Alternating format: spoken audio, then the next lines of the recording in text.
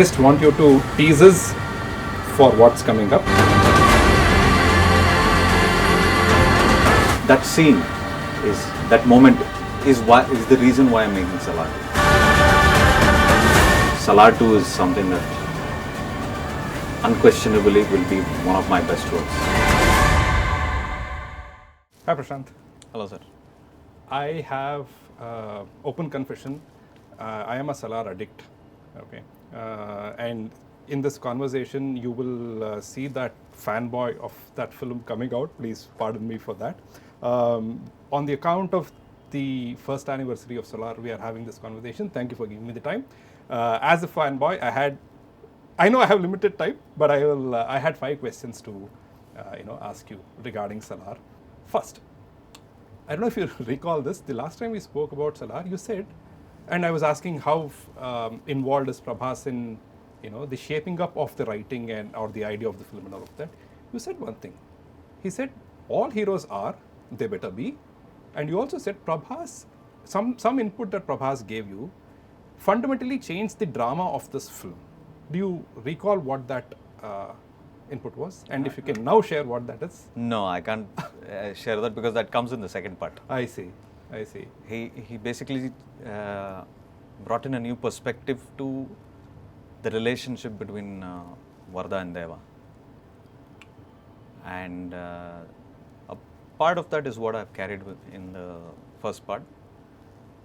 But genuinely, he's phenomenal with drama. He understands that I have come from KGF.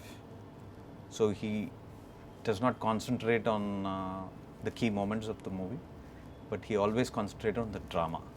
How does the movie start and how does it end? And he was very particular about the ending of the movie, which becomes Salaar 2 now, because we started to make it as a single movie. So he was very particular about that one moment right at the end, which basically changed the draft entirely. I will not be able to tell you any more about that. Sure. No worries. I'm going to be a little greedy. I said 5 questions, but each question will have sub-questions. Allow me to do that. When you look at this, I know you may not give me an emotional answer or a romantic answer, that's fine. But even if you're looking at it from a technical standpoint, what do you see when you look at this now? I mean, we start off making movies only to show human relationships. You set it far ahead in the future or far back in the past. We base every movie on relationships. And I think as innocent as the story is about the friendship, it is as innocent as that when they become enemies. And that is the most intriguing part about what I've written, and I don't feel whole with Salaar because I haven't told the second part.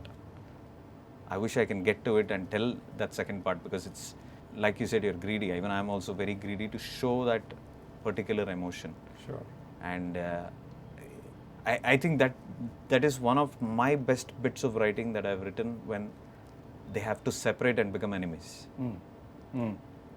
Lovely. That is a very emotional part for me also. Sure. You said it in a very, very interesting manner. The innocence when they are friends and the innocence when they are enemies. Innocence and enemies? Yeah, I mean, how do you separate friends? It has to be that one moment. Either it has to be because of a misunderstanding, and even if it is misunderstanding, it has to be a very big misunderstanding. Otherwise, you can't separate brothers. You can't separate a son and a father. Now I look at this as an emotion between a mother and a son. It is almost impossible to separate them, whatever the misunderstanding is. But there is this one moment, and I'm banking on that one moment to make Salaar what it is going to be. It is not because of all the big moments that we have, with him holding swords or him holding guns in his hand. I am banking on that one moment. Sure. the moment which drives them to be enemies. Yep. Okay, got it. Part C of the first question. When I look at this, there's something magical about the moment where Deva hugs Varda when Varda goes to bring him back to Kansar. The hug is very special. Do you remember? First of all, does it feel? I mean, I think it's just Prabhas's magic there, honestly. If you can talk about that scene and if you saw anything special when it was actually happening when you were shooting that. The moment that happened, it clicked. It just felt like two friends actually came together after 25 years. So that is that was a special moment for me, and I said it in one of the interviews just before Salaar that moment in the movie was the best moment for me. I see. Okay. So I mean that is to summarize what the movie is about. That is the content of the movie. You know, when you get content right, I don't think there's a bigger satisfaction than that for the director, for the creator of the movie. Right. Second question about the writing of Salaar.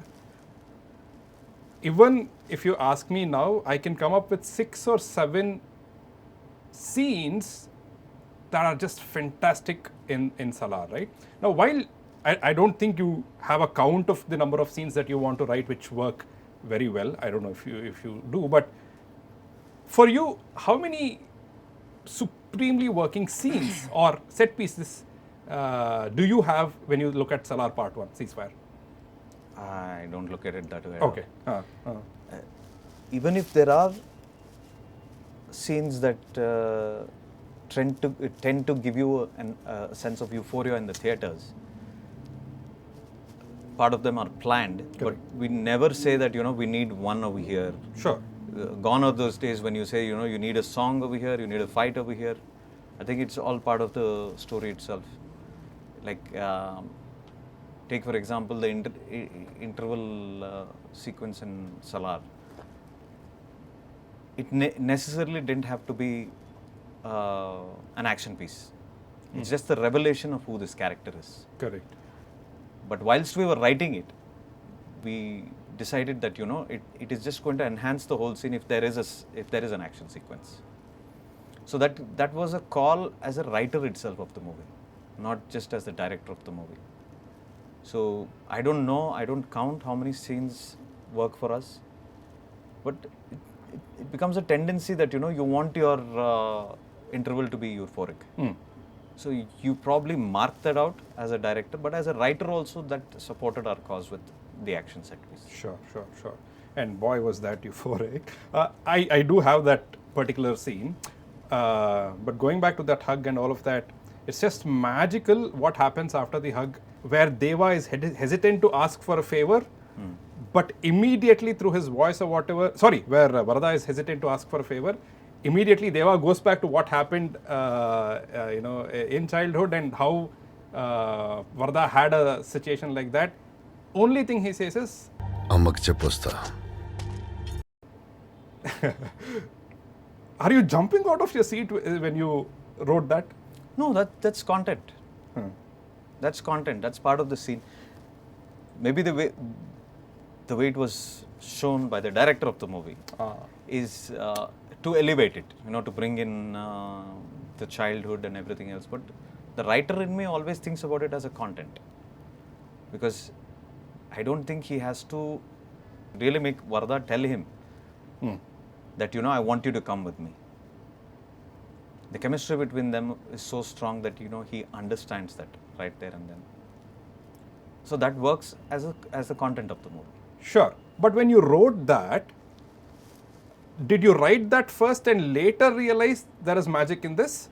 Or while writing, do you know I'm writing something magical? Or I want to write something supremely magical here? I think I realized that only after we put music to it. Otherwise, it just stood out as a content piece for us. Really? Yeah. So, without that music in your head, you are just looking at it as the most organic line that Deva can say there. Yeah, because it is who he is. We basically write the character and we let the character write the script for us.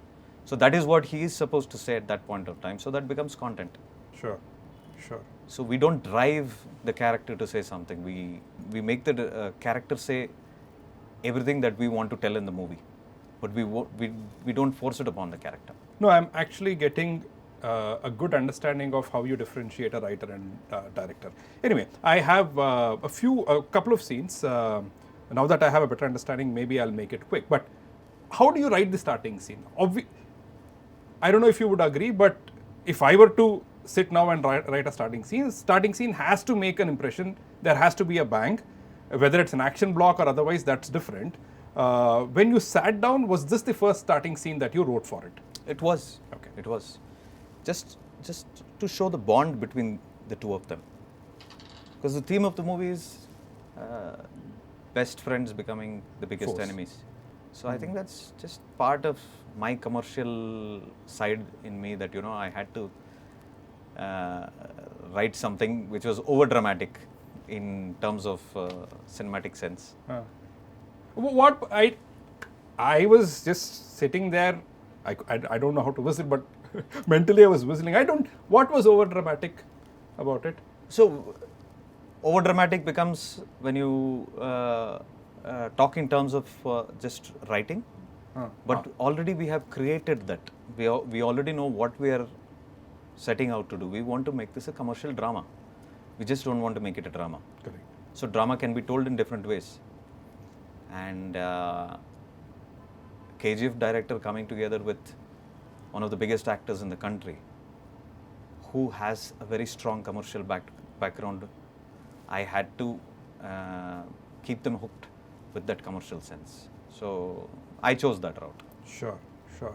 Sorry, if you can just explain that, what element of it would you call, from a writing standpoint, over dramatic? I can convey that scene in many ways.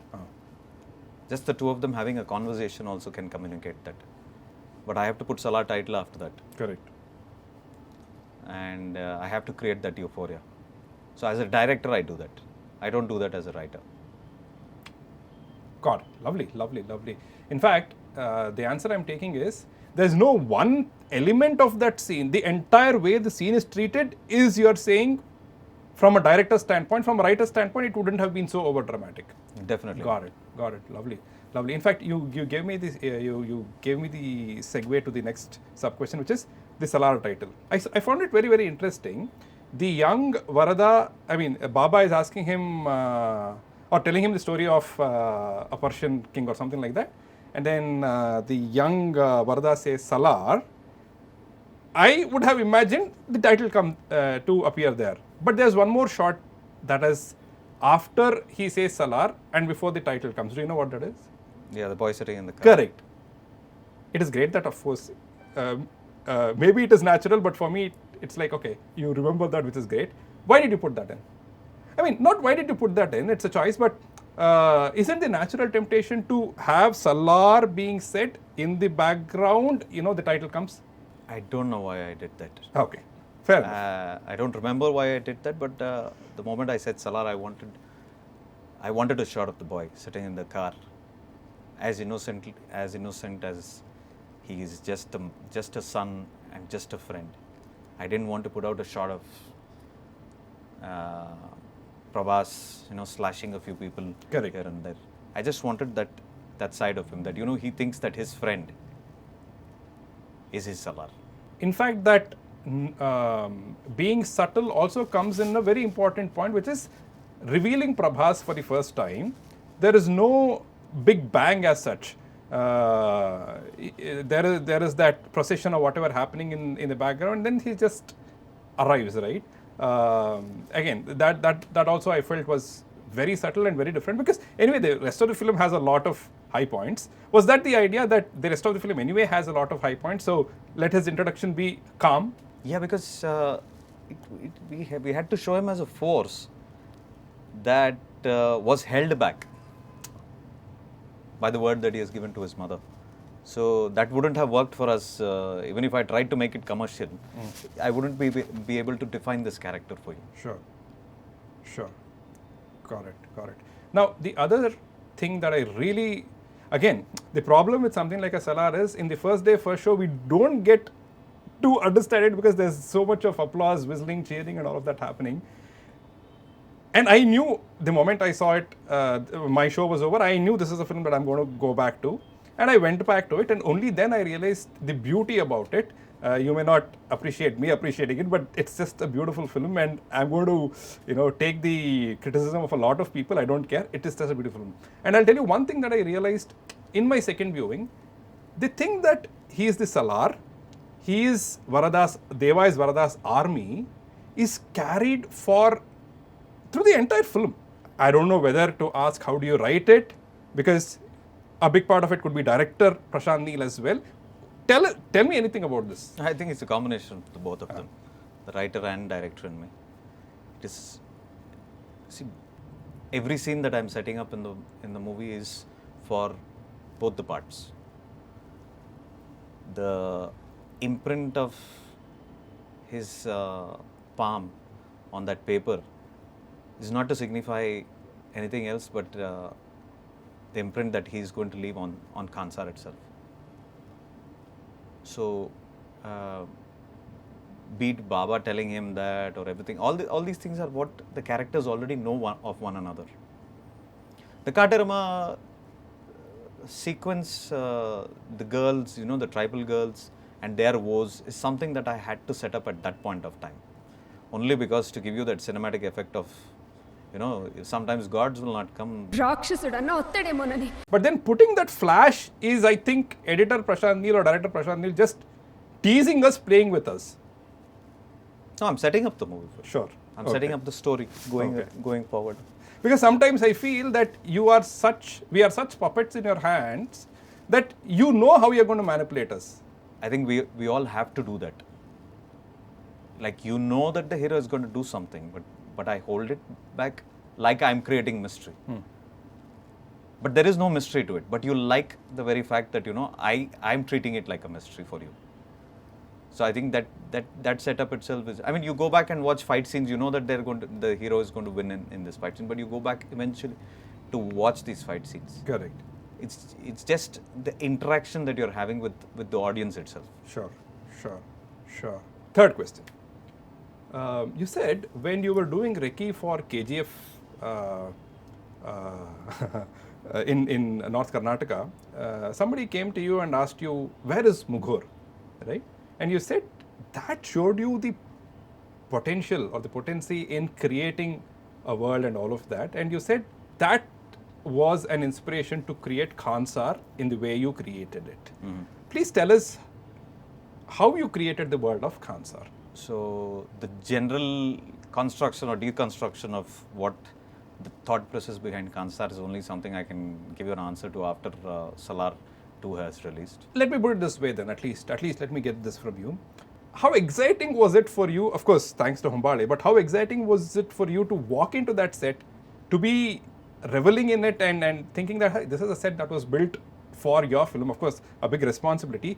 The walls, the big statues. I was talking to Bhuvan Gowda once and he said the statues were life size. Whatever we see there. Whatever you can comment about if not the writing behind the world of Kansar, the actual building up the world of Kansar. I don't think excitement is ever going to be there with any director. It's just that, it's just the relief that we got it right. You know what? Sometimes you have an imagination in your head and you're hoping that it comes out that way. And we got it right with Salaar. Sure. See, we have all been supremely impressed by how you when you say when I say you with your editors, the edit of Salaar especially it looked like music to me. Of course, there is Ravi Basroor playing a major role in the edit also, because you've said that you sit with him and perhaps sometimes edit to the beats as well, or have beats for the edits, so on and so forth, right? Was there anything particularly impressive or interesting for you in the edit, how you did the edit for Salaar? Plus also, I was just looking at it just to make sure that my assessment of it is right. There are very few shots which are more than 5 seconds. Within 5 seconds, there are newer shots, and most of them, I mean, you also elevate what is happening through the reactions of the others, not necessarily the subject of that particular scene, right? So two things. This, is it because our attention span is low, or is it, what is the reason for having, such short cuts, and also the overall edit? I did not know that it was less than 5 seconds. I mean, I didn't see it that way. Maybe I'm the kind of director that does not keep lengthy shots, but it has never been my plan that, I have to run the cuts very quickly. Just that the scenes demanded that to do that. Maybe somebody else would have done it differently. When it comes to the process of editing, I don't think I can comment too much about that, because that literally becomes part of your direction. Like, you might have taken 5 takes and you might have thought the 5th one is the best, but when you sit on the edit table, you think the 2nd one is the best. It changes sometimes.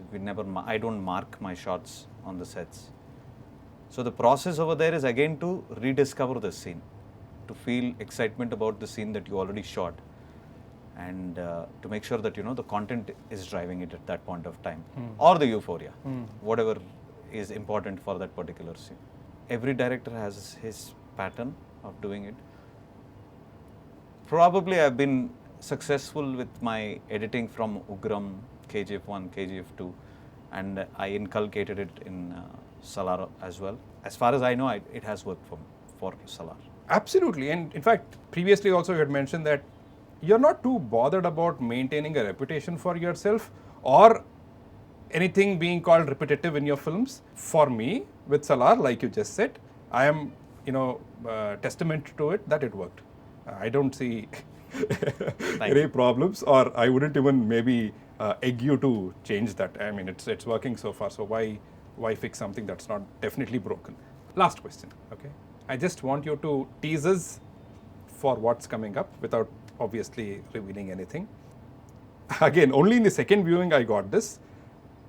Between 2010 and 2017, so what I always thought was there is a commitment or a vow that Deva has with Varda, and maybe mutually also, vice versa also. But only in my second viewing I figured out that there is something going on between Krishna Kant, which is Adya's father, Shruti Hassan's father. There is some sort of a commitment there as well. So again, just tease us. Something happened in 2010, and those who have watched Ugram know what has happened perhaps, but we don't know how it has happened in Salaar, obviously. So between 2010 and 2017, is that what Salaar 2 is about? No, definitely it's about that time period. The drama is not the same as what it was in Ugram, for sure. Because like I told you, the moment Varda and Deva become enemies is the reason why I'm making Salaar 2. It's not just because Salaar 1 is successful and I have to continue the franchise. Correct. That story is, that scene is, that moment is what I want to tell on screen, on celluloid. And beyond that, I mean, it's left up to everybody's imagination till that point of time. I have to make sure that I surprise you. Sure. Part B of teasing us. Again, maybe I'm just completely biased towards Salaar. One thing that came up is Ishwari Rav's character, which is the mother's character. There was a little bit of exaggeration in the way that is played out, is one of the criticisms or feedback that was received. Again, it didn't bother me too much. And in that context, I was just asking you off camera again about the first fight where Prabhas has to save Shruti Hassan. Ishwari Rav's character goes there because Shruti Hassan has forgotten the chili powder dabba, right? And then the fight is just beginning, but you do have a shot of her keeping the chili powder dabba there, which blew my mind. I'm like, why is he keeping such an inconsequential thing in a fight, right? Obviously, there would be some reason for it. But again, just teases the exaggerated, perhaps, performance or the taking of the mother's character. There is a reason for it. Definitely there's a reason for it. And if her performance is exaggerated, it is only because I asked her to do it. Sure. So what do you call exaggeration? When a child is going towards a candle, a burning candle, and is about to touch it, you are going to scream at the top of your lungs. Is that exaggerated? It is not exaggerated. So when Deva picks up a plastic knife and she treats it as a horror scene, is it exaggerated? It is definitely not exaggerated. I mean, you will have to wait for part 2 to understand why she does that. And that's also one of the highlights of what I feel is one of the most brilliant scenes in Salaar 2. So there is a reason for that. Lovely. So her exaggeration and whatever faults you find in Salaar from anybody, it's all because there is a design to it and because I have asked that of the actor. And Shwari Rao is such a brilliant actor that she's not going to fault with it, and I'm not going to allow her to also fault with that. This is my 4th movie. Salaar is my 4th movie. And one thing that I know of myself, that I can boast of myself, is the actors never go wrong in my movie. Absolutely, right. So, like I said, I don't agree that, I mean, at least it did not seem like exaggerated for me. And even if it is, I'm also confident that it is Prashanth Neel who's designed it that way for a particular reason. And, to end it on that note, I know there are a lot of things that you have planted in Ceasefire, which we are going to see in Shauriyanga Parva. There are a few that we had a payoff for already, maybe like the Mahara episode, but I'm sure there are a lot more. Just to end with this, right? You said you wanted to retell the Ugram story because of an unfulfilled desire, which was you wanted to fill the theaters for that particular story. How happy are you with what Salaar did in that aspect of filling up, the cinema halls? I'm not completely happy yet. Okay. I just feel that I am a little disappointed with how much effort I put into the first part. I don't know subconsciously if I was complacent coming off KGF 2. But ever since that happened, I decided to make Salaar 2 into one of my best movies. And the writing that I put into Salaar 2 has been probably one of my best works. And I'm going to make up for it more than I can imagine, and more than the audience are imagining right now. I'm very, very confident of that. I've been confident of very few things in my life, and Salaar 2 is something that unquestionably will be one of my best works. Wow, lovely. See, I don't think you are someone who makes lofty claims. So, and hence what you're saying is taken with utmost seriousness. Just before starting Salaar, you had mentioned that there was a mythological series that you were toying with. You can say no comments, but I'm just going to ask this. Is NTR Neel on that track? No. No. No. Okay. That's a periodic movie, but it's not a mythological movie. Okay. But there was a smile when I said the mythological series is something cooking. That's yeah, definitely. That's going to happen a little later. But as of now, like you said, no comments. Sure. Sooner the better usually, but with you later the better. Good luck for NTR Neel, and looking forward to once again going back to Salaar 2 whenever you show us that. Thank you so much. Thank you, sir. Yeah, yeah.